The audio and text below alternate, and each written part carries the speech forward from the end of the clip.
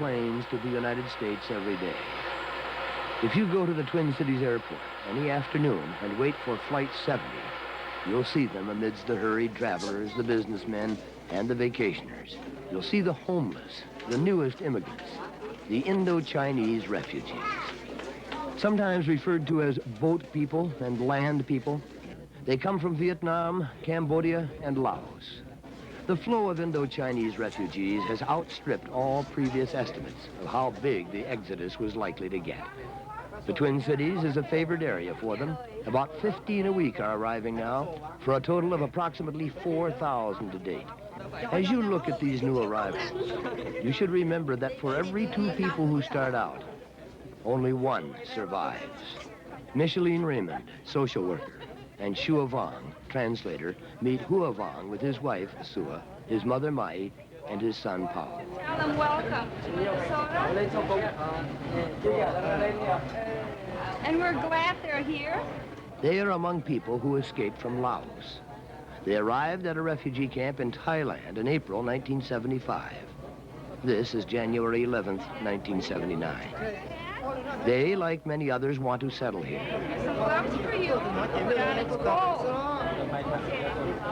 Some for you.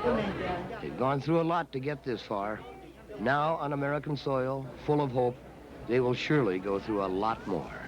Their immediate concern is the boy Pao's health. Ask him how he is because he's supposed to have pneumonia. Will you ask him?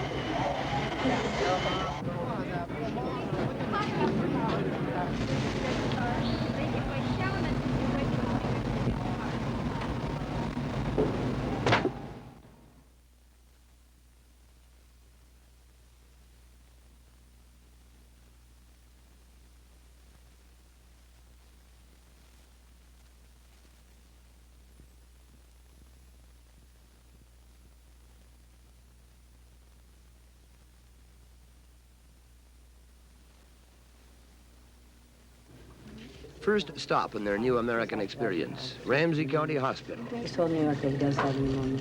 Pao has never been in a hospital, much less seen a thermometer. Can you hold a thermometer under your tongue? Close your lips. Don't bite it. Good boy. Can you look at me, Pa? Can you look here? Boy, he is shy. The doctor determines that Pao has traces of pneumonia and refers him to a pediatric clinic for future checkups. Hua's family will settle in with his cousin Ying's family at Liberty Plaza housing complex in St. Paul. Hmong people are used to living in extended families, so for a while, 9 people will live in this 2-bedroom apartment. Along with 250 other Hmong people in this project, they are establishing an American version of their traditional mountain life. Dinner is pretty much customary, but the circumstances are new. Cinder block and an electric stove replace the hand-hewn mahogany platforms and the 2 fireplaces. Instead of bringing in firewood, Pao now plays or watches TV. Hua and his wife Sua prepare dinner. Ying, Hua's cousin, watches watercran cutting. All intelligence indicates that the takeover in Cambodia was Vietnamese-backed, Vietnamese-led. The magnetism of the TV seems irresistible. It plays to uncomprehending ears almost constantly. And that's the way it is. Thursday, January 18, 1979.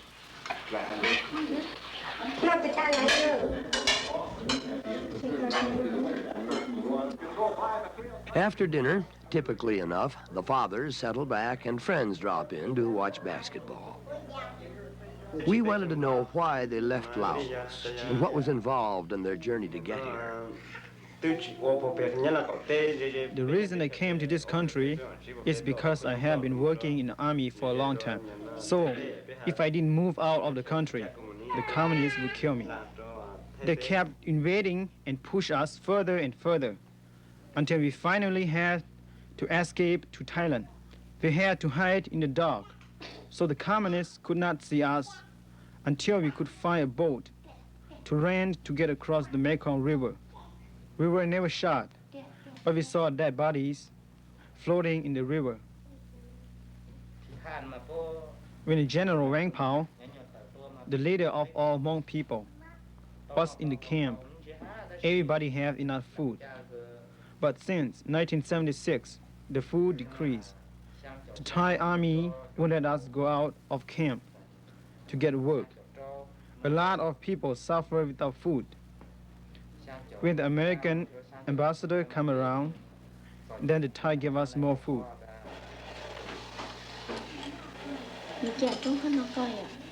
Micheline Raymond arrives with some support for Sua's family. Hi. We brought you some pots and pans. We brought you some bowls, like this, for rice. Okay. We brought you some knives and forks to eat with. Okay. Sweaters for Grandma. Okay. We hope that you have a good living here in the United States, and that this will help just a little bit to get along.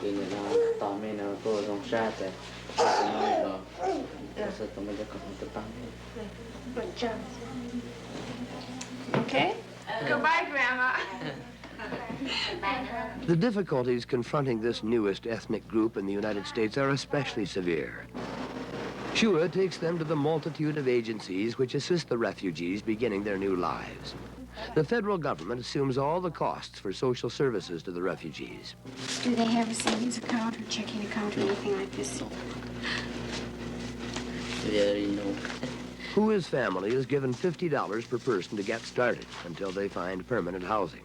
Then they will be eligible for welfare benefits. About 1/3 of the refugee population receives some public assistance. Only 10% of them are totally dependent on welfare. The unemployment rate is lower for the Indo-Chinese than the general American populace. Do you want to sign this for me here, please? Navigating through the bureaucratic paperwork is a challenge, especially if you can't write. Sua signs with an X. Okay, I have 4 Laos refugees. The first one is Houa space BANG, and that's all. 6398. Okay. The family gets their Social Security cards, the first step to employment. The Indo-Chinese are perceived to be ambitious and anxious to be self-sustaining. Jungle combat and primitive farming are not exactly marketable skills here, but these people, characterized by their industriousness, make the necessary adaptation. They start, as most new immigrant populations have, at the bottom, economically and socially. They are willing to take the dirtiest jobs, to work at a lower wage to get by. It's called survival. Hua's cousins both work, Ying for general resources and Yer for data general. The biggest obstacle in front of employment is their lack of a command of the English language. Do you know the ABCs? ABC. Do you know your birth date? Your birth date? Can you tell me? No?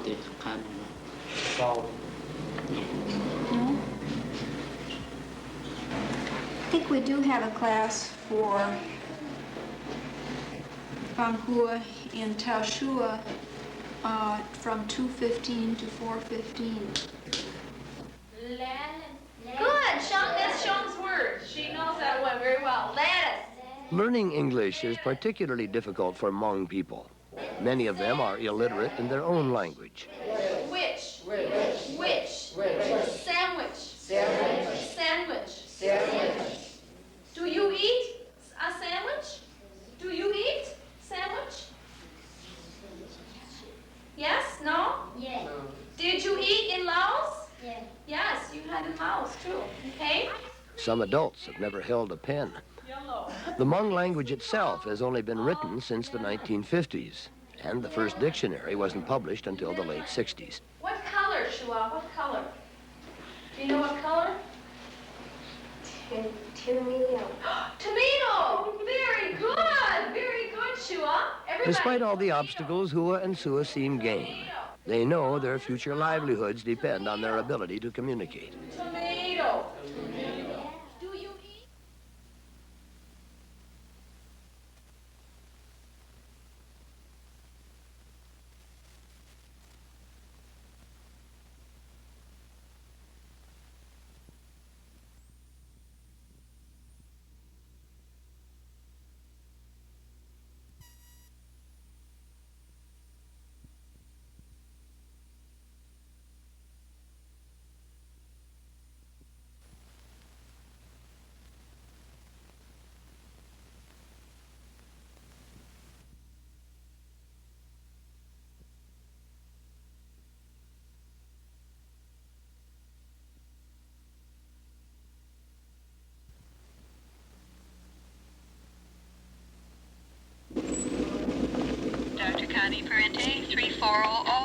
Dr. Connie Parente, 3400.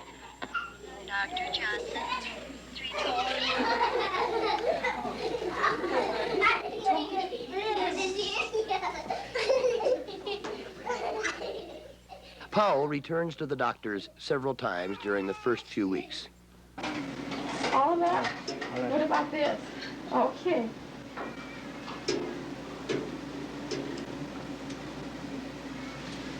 Okay, you want that? The strings, put around his neck for good luck and protection on his journey from Laos, are no longer necessary. Okay, let's take them this way. Did you swallow it? This doesn't hurt, sweetheart. Stick out your tongue. Just a little bit more, honey, but keep your hand back, yeah.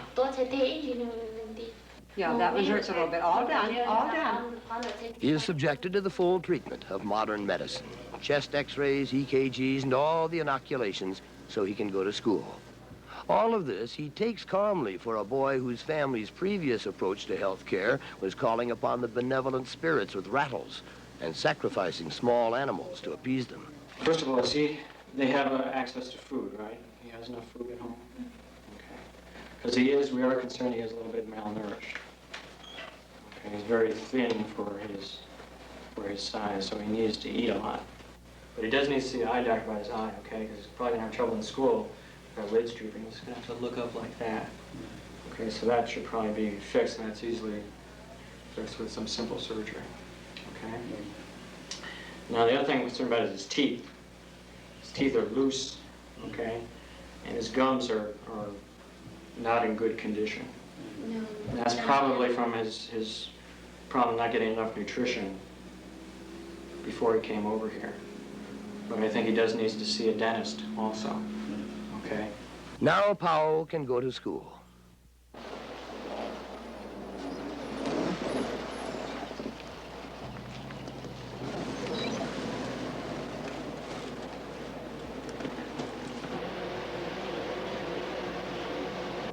Powell attends Mrs. Lindsay's kindergarten at Chelsea Heights Elementary School. He has never been to school. Instead, he worked in the rice fields with his parents.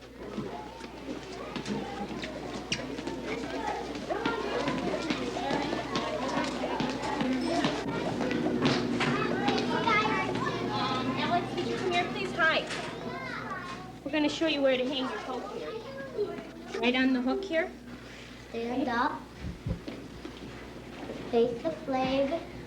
Put your right hand on your heart. Ready, begin. I pledge allegiance to the flag of the United States of America and to the republic for which it stands, one nation, under God, indivisible, with liberty and justice for all. My country, 'tis of thee, sweet land of liberty. Of thee I sing, land where my fathers died, land of the pilgrims died, from every mountainside, let freedom ring. Turn around, sit down. Clearly, there's been a change in the school's student makeup over the last decade. Powell is another addition to the ethnic diversity, to the multicultural classroom of the 70s. That's your name, P-A-O, Powell.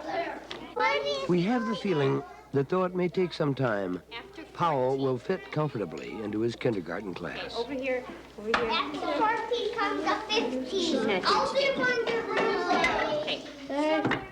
Crayons go right down here.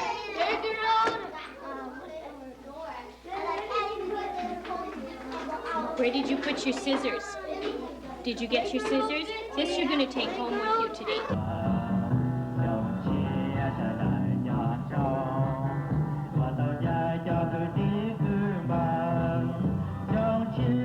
The Hmong people, about 800 in Minnesota, show signs of adjusting to this new life while holding on to their traditional culture. At their New Year's celebration, traditional aspects were alternated and combined with the new.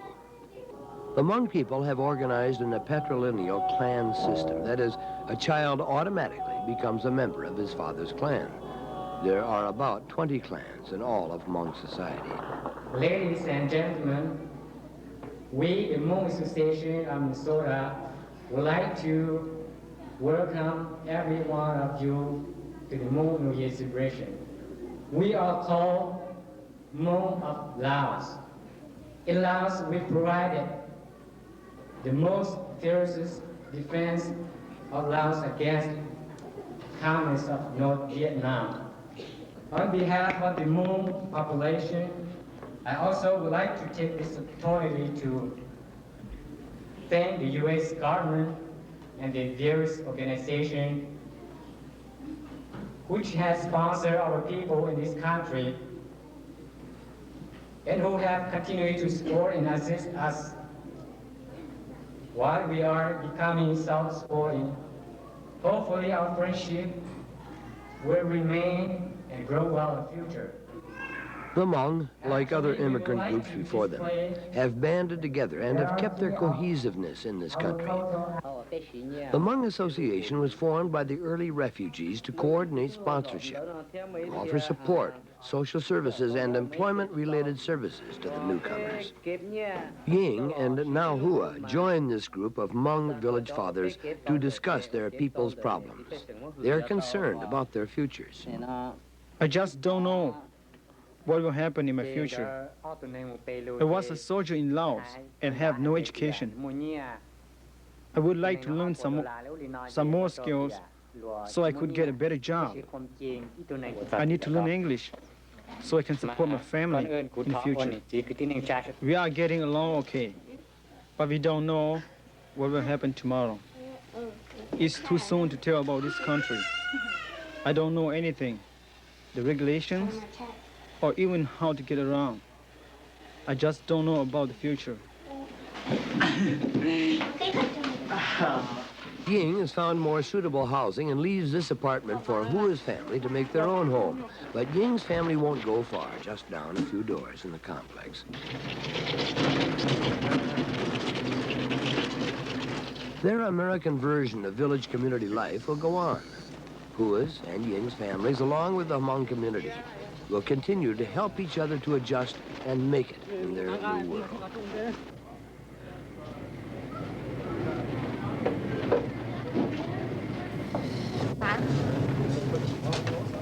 Thousands of people like them continue to choose this course to freedom, but the question remains, who will sponsor them?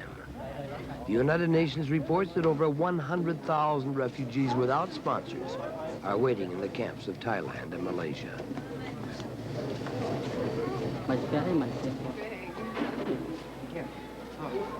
As we watch this family go into the cold Minnesota night, we think of them and what they will face out there.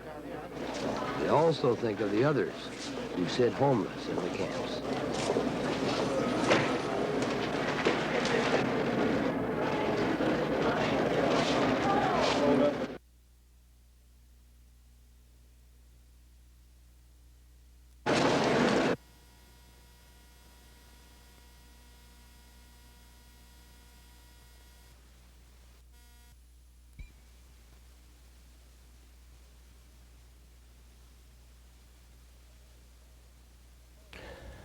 A final comment on the refugees. In spite of the fact that there have been more than 50 million refugees created through various international conflicts and changes in boundaries and domestic politics since 1945, little has been done to gain a deeper understanding of their experiences and adjustments. Each refugee episode, Jews from Germany, Hungarian freedom fighters, Cubans who opposed Castro, has been treated by social scientists and government bureaucrats as if it were unique in history. Now, the nation's willingness to open its arms to the world's homeless is being tested again. Government policy, as it's currently implemented, allows only those refugees who are sponsored and who are either close relatives of a current resident or former employees of our government to leave the camps and enter this country. The others, those who, because they held positions in former governments which would endanger their lives under new governments, and all other refugees are, for all practical purposes, presently excluded from entering this country. Congress has approved funding for the resettlement of refugees until September of this year. Their fate is unknown after that. New legislation will have to be passed if federal funding for Indo-Chinese programs is to continue past then. Some Americans, arguing for a reduction of intake, say that America has done more than any nation for the refugees. Yet America has a unique responsibility toward the refugees of Indochina. This is true because of our dominant role in the Vietnam War. It is also true because America is a nation that can best afford to offer help. It's a problem that ought to weigh heavily on the consciences of all decent people in a free society. The plight of the refugees belongs to all of us. In one form or another, the bow and arrow has been around for about 3,000 years. Nowhere is it more popular these days than in the woods of northern Wisconsin in the fall. Next week, we'll meet Wisconsin's leading proponent of the sport, Ann Fancher, who's been hunting with a bow for 25 years. Your hopes of getting anything are very, very slim, really. Like Wisconsin has 146,000 bow licenses were sold last year in 1977, and they only got a little about 16,000 deer. So twice that many practically are killed with cars. So the bow hunter isn't doing anything to the resource, but they do enjoy it. We have a long season here in Wisconsin. I think that's another reason why they take up the sport of bow hunting. But more than anything, I think that it is such a challenge, and it's such an excitement to think you're outsmarting the animal. You're really, most of the time, not. Stalking the Wild Bow Hunter, next week on More on Sunday. I'm Dave Moore.